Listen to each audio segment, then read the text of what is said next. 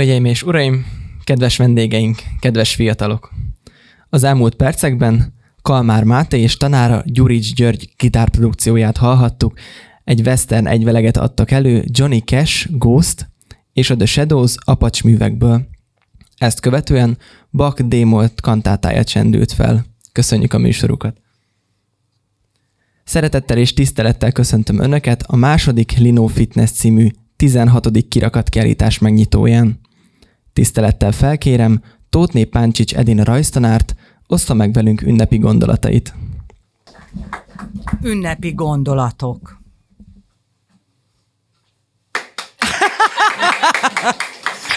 A lényeg az, hogy nagyon büszke vagyok rátok már megint. Csodálatos, amit alkottatok, ezt mindenkinek látnia kell, és erre így is gondolok. Úgyhogy nagyon örülök, hogy itt van, nagyon sok szülőt látok, akiknek fontos a gyermekünknek a legszebb alkotása, amiket egészen komoly munkának is tudnám nevezni. Csak így tovább, és nem akarok most lelki szöveget, bár tudnék mondani, mert a hangulatom ilyen. Nagyon büszkék vagyunk rátok, és nagyon jó veletek együtt dolgozni, és nagyon örülünk, hogy itt vagytok. Köszönjük! Most felkérem Sinka Péter grafikus művészt, hogy ossza meg köszöntő gondolatait, és nyissa meg a kiállítást. Kedves barátok, ismerősök, szülők és alkotók! Szeretettel köszöntök mindenkit a Lino Fitness 2 című kiállításon. Nagy megtiszteltetés számomra itt lenni, hiszen a grafika művelése és népszerűsítése az én életemben is kiemelt helyen szerepel. Egyúttal köszönöm Páncsics Edinának a felkérést és a szolnoki Szifon csapatának, hogy helyet és lehetőséget biztosítottak a jelenlévő diákoknak. A Lino Fitness már második alkalommal kerül megrendezésre, de mit is jelent ez a furcsa szó összetétel? A fitness ugye olyan életforma, amely a jó fizikai erőnlétet, a szív, a tüdő és a vérkeringés tartós teljesítő képességének fejlesztését, az egészséges életmódot és az esztétikus külsőt helyezi előtérbe. Ezt értjük. De hogy jön ehhez a linometszés? Metszőkésekkel zsonglőrködnek, présgépeket emelgetnek, táncolva, ugrálva nyomtatnak? Ennek járunk most utána, de ehhez egy kicsit messziről kell kezdenünk. Véletlenül sem szeretnék senkit untatni egy hosszú grafika történeti elemzéssel, de azért engedjétek meg, hogy ejtsek néhány mondatot erről a műfajról. Erre azért van szükség, mert a sokszorosító grafika, bár több ezer éves múltra tekint vissza, mégis a legkevésbé ismert művészeti ágok közé tartozik. Ha azt mondjuk olajfestészet, bronzszobrászat vagy kerámia, mindenki tudja, miről van szó, sőt legtöbben tudunk mondani híres festőket, szobrászokat, netán ismert műalkotásokat. De mi a helyzet a grafikaművészettel? Nos, e tekintetben a legtöbben kevésbé járatosak, pedig a sokszorosító grafika gyökerei az ókori Kínáig nyúlnak vissza, annak idején fametszetekkel díszítették többek között a selyemkimonókat, a technika pedig Európába, a középkorban jutott el, ahol képeslapok, kártyalapok készítésére használták, művészi szintre pedig a 15. században emelkedett, főként Albrecht Dürer és kortársai munkája nyomán, azóta pedig megszámlálhatatlan módszere és alműfaja jött létre. A technika lényege, hogy egy hordozóanyagba, ami lehet fa, réz, alumínium, plexi vagy linoleum, belevéssük, metszük vagy karcoljuk a rajzolatot, arra egy nagy sűrűségű nyomdafestéket gumihenger segítségével felviszünk, majd a felfestékezett dúcot présgéppel lenyomtatjuk. Maga a dúca megmunkált alapanyag, de a létrejövő műalkotás a lenyomat, amit róla készítünk, tehát ami a papíron van.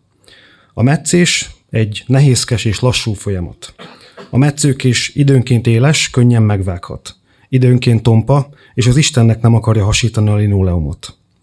Folyamatosan koncentrálni kell, elmélyülten dolgozni, a kéz, az ujjak, a csuklóizmai begyulladnak az erőlködéstől, a derekunk és a hátunk megfájdul az állandó görnyedéstől, a szemünk kifárad a koncentrációtól, és órák után azt vesszük észre, hogy még épp csak egy tenyérnyi résszel végeztünk.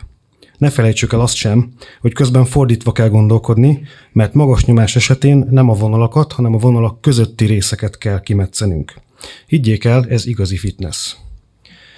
Tehát összegezve, ez egy olyan műfaj, ami lassú, fáradtságos munkát igényel, ráadásul nem is túl ismert, és nincs is eléggé megbecsülve. És akkor itt jön a kérdés, hogy miért csinál ma még valaki ilyet?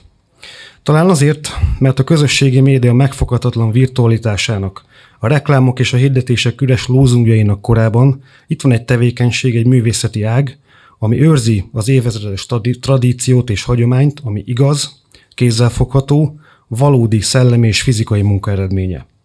Amikor linót metszünk, akkor a világban rend van. Figyelmünket egy pontra fókuszáljuk, a külvilág megszűnik. A metsző hasítja a linót, nyomán vonalak, faktúrák születnek. Itt nincs helye blöffnek és porhintésnek. Nem tudjuk hagyni az anyagot magától viselkedni, nem tudunk utólag javítani, amit egyszer kivéstünk, az már olyan is marad. Épp ezért hibának, félremetszésnek helye nincs. Csak feketék és fehérek, csak igenek és nemek léteznek. A metszés tulajdonképpen szellemi gyakorlat, mely magában foglalja a koncentrációt, a szemlélődést és az abstrakciót. Elősegíti a fokozott öntudatot, a szellemi éberséget. Alkotás közben szellemünket átengedjük a nyugalomnak és a belsőnkre való koncentrálásnak. Ez maga a zen. És nem csak a magam nevében beszélek, hiszen saját szememmel láttam az itt kiállító ifjú alkotók nagy részét munka közben. Az elsős, az ötödikes, a végzős gimnazista ugyanolyan lelkesedéssel, békével és nyugalommal dolgozott ezeken a metszeteken. Persze magától senki nem ragad metszőt, vésőt, linoleumot, kell egy hely, egy alkotóműhely, adottak a feltételek, jelen esetben a szolnoki vizu, és kell egy olyan személy, aki felterje ezeket a kapukat, motivál és bátorít. Páncsics Edenával nem csak kollégák, de barátok is vagyunk, ezért első kézből tapasztalom azt az inspiráló energiát, amivel tanítványait lelkesíti, azt a fáradhatatlan alkotókedvet, amikor közösen dolgozik a diákokkal, azt a kreativitást, amivel a legkevesebből a legtöbbet képes kihozni mindenből és mindenkiből. Az ő vezényletével készült linómetszetek eltérnek a műfaj tradicionálisan kötött sajátosságaitól, mert bár az alapok megegyeznek, de a konvenciók szabadabban vannak értelmezve, megjelennek a spontán színek, az elő- és utófestés, a kevert műfajok, melyek összetéveszthetetlenül Edina kézjegyét viselik, megkerülhetetlen nyomot hagyva ezzel a hazai grafikaoktatás területén. És most következzenek azok a fiatalok, akikről valójában szól ez a kiállítás. Összesen 47-en vannak, és a legutóbbi információim szerint lehet, hogy még ennél is többen. És akkor én felolvasnám a kiállító alkotóknak a nevét. Ha valakit kihagynék, akkor Edina néni meghívja egy bambira, azt üzente. Andóci Balog Viktória, Bábli Zsuzsi, Banazói, Bártfai Natasa, Bencsik Lehel, Berci Dóra, Bódi Vanda, Bugyi Viktória, Kovács Kata, Csöndör Kinga, Dúsa Viktória, Fejér Viktória, Fenyővári Fruzsina, Garai Linda, Gazdag Adrián, Hajnal Simon, I. és Boglárka, Imre Kovács Attila, Jakab Erzsébet, Kállai Kornél, Kis Lola, Kovács Anna Sára, Kovács Liliana, Kovács Tamás, László Elizabeth, Lengyel Renáta, Matók Erika, Mátyás Boglárka, Nagy Bernadett, Nagy Eszter, Nased Nadir, Ördög Panna, Pásztó Benedek, Perlaki Gergő, Petrovánszki Petra, Pirók Olivia, Révi Dorina, Schmidt Boglárka, Sebestyén Sára, Szabó Gréta, Szabó Zsófia, Szepcsik Alexandra, Tóth Renáta, Váci Márton, Varga Kinga, Vas Dominika, Tüzes Krisztina, és akkor egy tapsot szeretnék nekik kérni.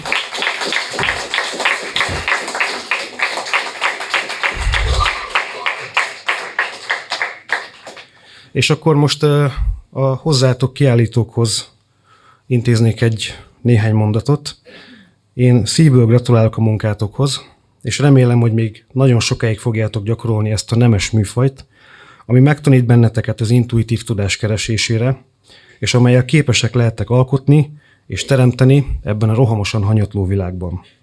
Edinának pedig kívánok még sok-sok ilyen tehetséges és elkötelezett tanítványt, és még több metszőkéssel zsonglőrködést, présgépemelgetést és táncolva ugrálva nyomtatást. Köszönöm a figyelmet, a kiállítást azonnal megnyitom.